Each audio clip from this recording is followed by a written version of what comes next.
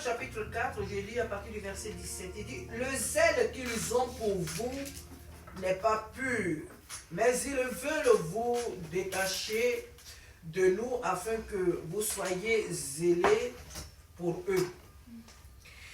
Il est beau d'avoir du zèle pour ce qui est bien et en tout temps et non pas seulement quand je suis présent parmi vous.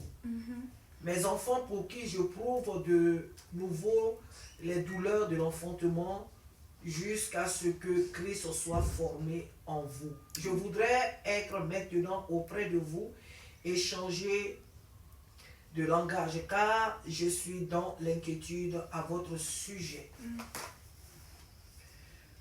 Dites-moi, vous qui voulez être sous la loi, ne comprenez-vous point la loi?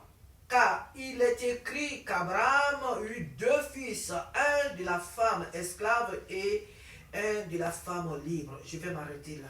Normalement, je m'arrête au verset 19. Amen. Ici, l'apôtre Paul s'adresse aux frères de Galates. Et ce soir, puisque Paul, c'est au travers c'est le Saint-Esprit qui a parlé au travers du frère, alors il s'adresse aux frères de Galates. Donc, comme je disais ce soir, Paul n'est plus. Et les frères de Galates, certes, oui, ils vivent encore.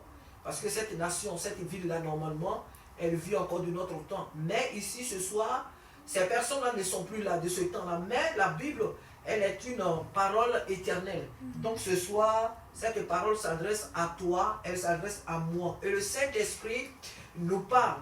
Il dit le zèle qu'ils ont, le zèle qui ont ce zèle, les faux frères. Les faux frères qui ont un zèle.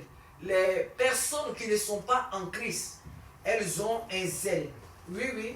Il dit le zèle qu'ils ont pour vous n'est pas pur, mais ils veulent vous détacher. Ça veut dire quoi? Lorsque les gens prient, les gens servent Jésus, les gens évangélisent, les gens font vraiment l'œuvre de Dieu, il y a des personnes autour qui veulent décourager, qui parlent mal, comme nous le voyons dans ces temps-ci sur les réseaux sociaux, pour certains hommes de Dieu qui traversent mais vraiment des moments difficiles. Tout le monde a ce zèle-là de les blâmer, de les humilier, et tout ça dans le but vraiment de détruire l'œuvre que Dieu a confiée à ses serviteurs et à ses servantes. Donc ce zèle-là qu'ils ont n'est pas un vrai zèle. Ils ont le zèle qu'ils ont pour vous, c'est-à-dire qu'ils parlent, pour eux, ils veulent persuader les personnes qui sont dans ces églises-là. Ils font tout pour les convaincre. Ils font tout. Votre pasteur, votre dirigeant, votre leader, il n'est pas bien. Elle n'est pas bien, mais les dénigrements. Et ils ont ce zèle-là pour faire le mal. Et donc, le zèle qu'ils ont pour nous, qui croyons à l'évangile que annoncent ses frères, ces personnes-là ont ce zèle, ces païens-là, ces faux frères-là, ont un zèle dans le but de décourager les autres. Et c'est de ces personnes-là que, ici, le Saint-Esprit parle. Il dit, le zèle qu'ils ont pour vous n'est pas pur, mais ils veulent vous détacher de nous afin que vous soyez comme eux.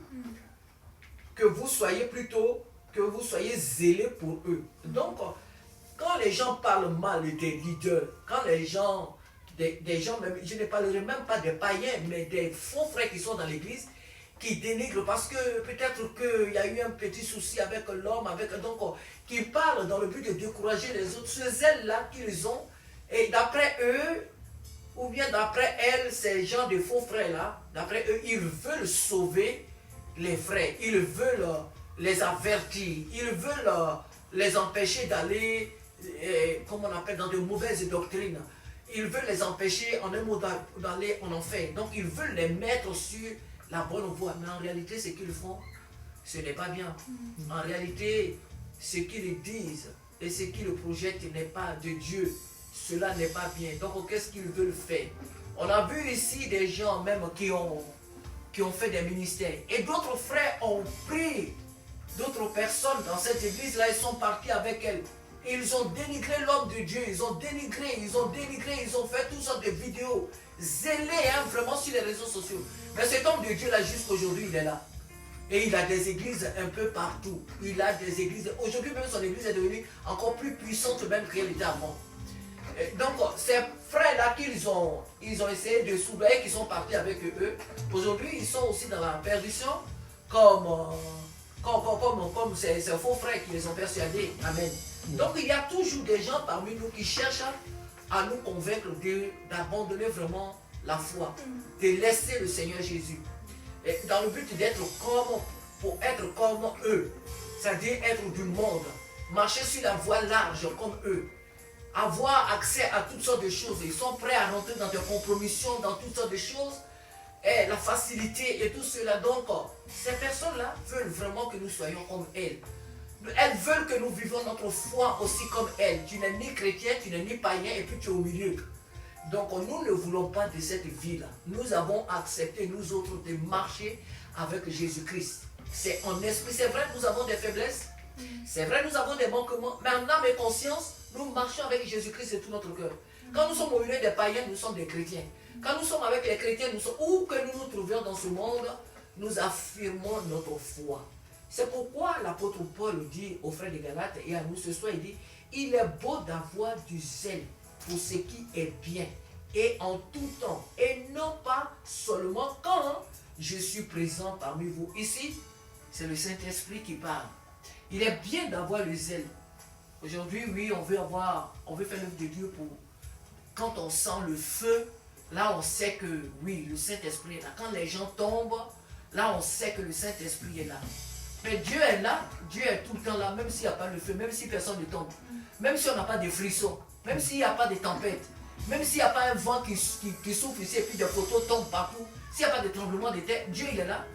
Dieu n'a pas besoin de nous signaler qu'il est là par des bruits ou bien par, je sais pas, par un événement quelconque. Nous on croit et on a la foi que Dieu est là, ça nous suffit. Amen. Qu'il fasse chaud ou froid, nous savons que Dieu est là. C'est pourquoi l'apôtre Paul veut dire ici aux frères que ce n'est pas seulement quand lui il est là, quand tu le vois, qu'il doit commencer à faire certaines choses. Mais même d'esprit, de pensée, en prière, il est toujours avec eux. Ici, l'apôtre Paul ici peut représenter le Saint-Esprit qui est toujours avec nous. Nous ne devons pas croire que, comme je viens de le dire, je n'ai pas de chaleur. Oh, aujourd'hui, les chants, on a chanté, je n'ai pas senti de frissons. Ah, aujourd'hui, les chants, le piano, c'était pas ça. Non, les voix, c'était pas ça. Et Dieu est là. Alléluia. Même si on a fait de fausses notes, Dieu est là. Voilà, Dieu est là. Même si la musique n'était pas telle qu'elle devait être, Dieu est là. Si les voix n'ont pas été telles qu'elles devaient être, Dieu est là. Même si tu es là seul, Dieu est là. Donc Dieu, il est tout le temps là. Voilà pourquoi nous devons vraiment le servir chaque jour avec un zèle vrai, un vrai zèle, avec un zèle vraiment, un zèle vrai, avec un amour vraiment sincère. Il dit, mes enfants, pour qui je prouve de nouveau les douleurs de l'enfantement, jusqu'à quand? Jusqu'à ce que Christ soit formé en vous. Mes enfants, pour qui je prouve des douleurs de l'enfantement, jusqu'à ce que Christ soit formé en vous. Oui, le Saint-Esprit intercède pour nous. Le Saint-Esprit continue. Jésus-Christ continue de prier en notre faveur. Il continue d'intercéder à la droite du Dieu le Père. Jésus-Christ continue de prier. Le Saint-Esprit continue de pousser des soupirs chaque jour en notre faveur. Alléluia. Et nous ne devons oublier que Dieu nous aime, que Dieu pousse des soupirs, que Dieu est celui-là, que le Saint-Esprit pousse des soupirs en notre faveur. Il nous soutient, nous ne sommes pas seuls. Amen. Nous ne sommes pas seuls. C'est vrai que c'est nous qui ouvrons nos bouches et nous prions, mais personne ne peut prier sans que le Saint-Esprit ne lui ait donné l'occasion de le faire. Personne ne peut venir dans la présence de Dieu si Dieu ne l'a pas permis. Ah, donc pour nous, nous sommes des graciés, nous sommes des privilégiés et nous disons merci ce soir. Ayons un vrai zèle pour notre Dieu. Alléluia, que nous ayons des frissons ou pas, ayons un véritable zèle. Et sachons nous-mêmes qui nous sommes et ne nous laissons pas baratinés par des faux frères, par des fausses sœurs. Ne nous laissons pas persuader par des gens qui ne voient que le mal dans l'église, qui critiquent les hommes de Dieu sur les réseaux sociaux. On dit l'homme de Dieu aujourd'hui, mais même si un homme de Dieu a cherché une femme, qu'il est tombé dans un péché sexuel ou quoi, cela ne fait pas de lui un faux serviteur de Dieu. C'est un homme, il a eu des faiblesses. Mais cela ne veut pas dire que Dieu ne l'a pas vraiment appelé. Cela ne veut pas dire qu'il n'a pas été qualifié par Dieu. Nous sommes des hommes. À travers la Bible, les David ont fait des fautes. Notre père Abraham même là, il a fait faute. Il a pris Agar. Et il a fait jusqu'un enfant avec elle. Donc tous les hommes de Dieu, tu vas voir dans la Bible, il n'y a pas un qui n'a pas fait faute. Il n'existe pas dans la Bible.